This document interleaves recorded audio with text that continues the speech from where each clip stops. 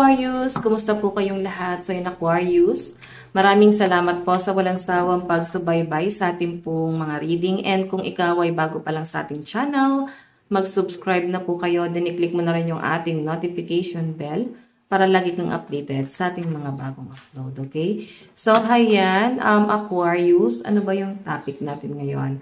Ang topic natin, guys, is ano ba yung ganap sa inyong ngayong August 2025. Okay? So, by the way, guys, bago tayo mag-start, maganda pa rin na alam nyo ang inyong Sun, Moon, Rising, and Venus sign para sa iba pang guidance. Okay? So, Aquarius, ganap sa inyong ngayong August 2025. Aquarius, Sun, Moon, Rising, and Venus sign. Meron tayong 4 of Cups. Tignan mo.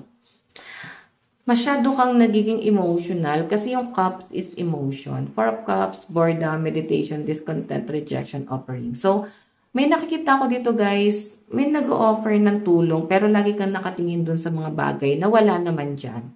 So kung magpo-focus ka rito guys, sayang yung mga opportunity na papasok sa inyo, parang nire-reject mo siya. Nakapokus ka sa mga bagay na wala hindi mo na-appreciate, parang ganun So Aquarius, parang nakikita kita na someone na nawawalan ka ng appreciation sa isang bagay kasi ang lagi mong hinahanap is yung desire mo. Okay? Ano ba yung desire mo? Diba? Ikaw alam mo yan. Yung desire mo, hindi mo pa siya nakukuha or pwedeng nakuha mo na pero nagkakaroon ng challenge sa inyo ngayon. So, mas umiiral sa inyo ngayon, guys, is yung emotion mo. Emotion mo. Ayun, nakapokus ka sa mga bagay na wala Hindi mo nakikita yung mga bagay na nandyan. Siguro, focus ka na lang muna kung ano yung kaya mong isipin lang muna. Kasi mas lalo kang mapipressure kung nag-hold back ka. Okay? Maaring matrigger ang depression sa inyo. So, ang hirap mag-isip. Oo, mahirap mag-isip lalo sa side mo ngayon. Tignan natin Aquarius, Sun, Moon, Rising, and Venus sign. Aquarius, Sun, Moon, Rising, and Venus sign. Ganap po sa kanila ngayong August 2025.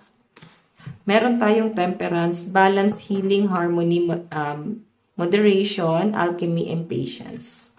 So guys, ito ito kasi si temperance is parang sakit So siguro pa sa inyo guys, nagkakasakit kayo, nahihirapan kang gumalaw, ang daming gumugulo sa isip mo, parang hindi mo na maintindihan yung nararamdaman mo ngayon. Basta something na nakaka-paranoid.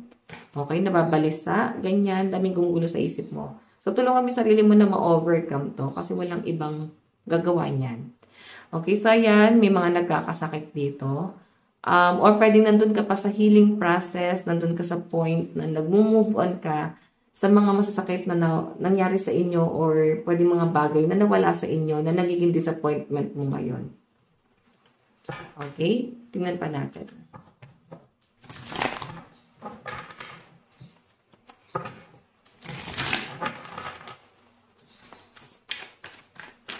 Aquarius, Sun, Moon, Rising, and Venus sign. So, yung iba sa inyo guys, pwedeng may sakit kayo, tas hanggang ngayon nag-heal ka pa rin. Yung iba sa inyo, pwedeng kakapanganak pa lang. Yung iba naman sa inyo guys, pwedeng tindarang kaso. Lalo na uso yung sakit ngayon. So, ingat kayo guys, okay? Huwag yung alagaan yung sakit na yan. I-heal nyo agad yan. Aquarius. Meron tayong 4 of Wands, victory, harmony, happiness, celebration, and ceremony. So, may good news na paparating sa inyo ngayong August 2025. Okay? So, tulungan mo yung sarili mo na makapasok sa inyo tong blessing na to, na nakapending, hindi makapasok kasi nababalot ka ng negativity. Okay? So, meron ako nakita dito guys, tagumpay. Okay? Merong mangyayari or may good news na paparating sa inyo na ikatutuwa mo. Okay, may celebration dito So, tatumbling ka sa sobrang ligaya mo rito. Yun yung pinapakita dyan. Kasi ito guys is offer. Pwedeng bagay na gustong-gusto mo at parang hindi ka na magpapatumpik-tumpik pa. Parang igagrab mo na to. Tignan pa natin.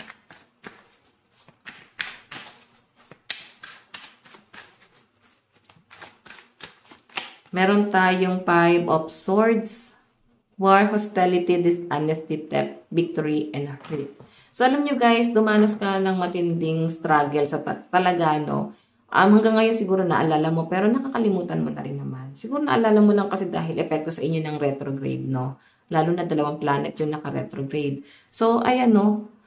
Naalala mo yung mga problemang dumating sa inyo, parang ba't hindi ka na lang lagi iniiwan ng problema, yung mga taong hindi naging honest sa inyo, mga taong parang pili mo ginamit ka, ay na pinagnakawan ka. Okay? Nung panahong nagiging successful ka, parang nandyan sila. Yung panahong meron ka, parang gamit na gamit ka. So, marirealize mo yan guys, lalo ka nasasaktan. Kasi parang ramdam mo na parang yung halaga mo lang ba para sa kanila is ganon. Pag meron lang. So, parang gusto mo rito is pagmamahal, pag-aalaga. Yun yung bagay na parang hindi mo makuha sa kanila ngayon. So, siguro nagde-demand ka ng pagmamahal, paghahalaga sa mga taong tinulungan mo pero hindi nga binigay sa inyo, Aquarius. Kaya lalo ka nasasaktan.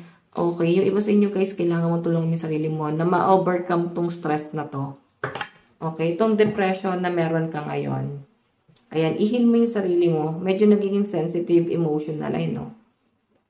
Siguro nare-realize mo yung pagiging mabuti mo talaga is hindi talaga siya nagiging mabuti. Diba? Sabi ko sa inyo guys, yung sobrang pagiging mauwain, okay lang. Pagiging mabait, okay lang. Pero dapat alam nyo yung limit nyo. Titignan pa natin guys, additional message para sa inyo. Aquarius, Sun, Moon, Rising, and Venus sign.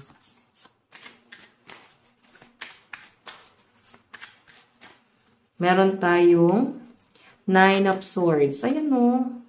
Parang piling mo, pasan-pasan mo lahat. Bigat na bigat ka na sa problema ngayon. Pero guys, tignan mo yung bright side of life. Tignan mo yung mga blessing na meron ka ngayon na baka hindi mo nare-recognize kasi nakapokus ka sa nakaraan. Kasi ito, 4 of Cups, nakatingin ka sa mga bagay na wala na eh. Okay, tignan pa natin guys. Meron tayong 7 of Pentacles. So, yung frustration talaga ng mga Aquarius, parang gusto niya na magtrabaho. Or, ito kasi trabaho tong Pentacles eh. Parang gusto mo ng bagong trabaho, bagong ginagawa, bagong source of income. So, gusto mo ng ganon. Okay? So, ngayon nakapokus ka sa career mo. Pero nandun yung disappointment mo. Siguro iba sa inyo wala kayong work. Or di ka makapagtrabaho kasi may nangyari. Okay? Tingnan pa natin. Oops. Meron tayong 10 of Cups. Family to guys. Ayan, siguro kailangan focus ka sa pangangailangan ng family. Or mahalin mo muna yung family mo ngayon. Wala namang ibang makikinig sa inyo ngayon kundi yung pamilya mo. Okay? And ayan no. To Pentacles kasi guys is opportunity. I mean priority. Siguro kailangan i-consider mo yung mga priority or ito yung kailangan mong unahin mo na ngayon or bigyan ng pansin yung mga opportunity or yung mga responsibility. Okay? Sabi ko sa inyo guys, may paparating na opportunity rito. Ayan, no, magkakaroon ng victory. May celebration pa nga eh. Once na dumating to, parang grabe yung celebration dito. And kung makikita nyo guys to, Pentacles. So. Okay? Kailangan mo lang ibangon yung sarili mo at tignan mo ulit yung sarili mo kung ano talaga yung pangarap mo, ano talaga yung gusto mo makuha. Diba? Yan. Focus ka muna doon sa mga bagay na, I mean, sa goal mo. Focus ka doon sa goal mo since yun naman talaga yung tinitignan mo. So, pagdating naman sa love life, makikita natin. Ayan. Meron tayong let me go. Oh, you deserve all the good things in this world and right now, I'm not in a space to give you the type of connection. You deserve live your life and let me go. Naku, mukhang na-let go ka ng person mo or pinalayo ka na niya. Ginost ka or basta bigla, parang puwersahan yung pag-alis na ginawa niya. Talagang Aquarius pwedeng pinamukha niya sa inyo. Okay? So, pwedeng past person to. Kung in relationship ka na ngayon, pwedeng, ayan, pwede naalala ka pa rin ng past person mo. Okay? Past lover mo. Kung ano man yung naging relationship nyo. So, sa mga single naman dito, guys, Ayan, pwedeng person mo mismo yung lumayo. Okay, gusto niya na i-let go mo na siya. Tignan pa natin, Aquarius. Pagdating sa love life mo, meron tayong, this isn't goodbye. I don't want to walk away, but it's what best for me and us right now. This isn't goodbye. We will be together again soon. Diba? Baka dumistansya lang din talaga. Bigyan mo lang siya ng time na makapag-isip-isip. Kasi sabi niya, babalik pa rin naman daw siya sa inyo. Kailangan lang daw niya, guys, ng space. Okay? Tignan natin yung advice para sa inyo. Advice para sa inyo, Aquarius, ngayong August 2025. The sun always shine after the storm. O, diba? Grabe yung problema kinakaharap mo ngayon, guys. Pero sinasabi dito, guys, hindi naman lagi disaster. Hindi naman lagi umuulan. Okay? May liwanag na paparating pa rin. Okay? Ano ba yung kanta na yun? There's a rainbow after the rain. Parang ganon. So, hayan, Aquarius. Ito lang po ang inyong reading. Maraming salamat. God bless and love you all. Bye-bye.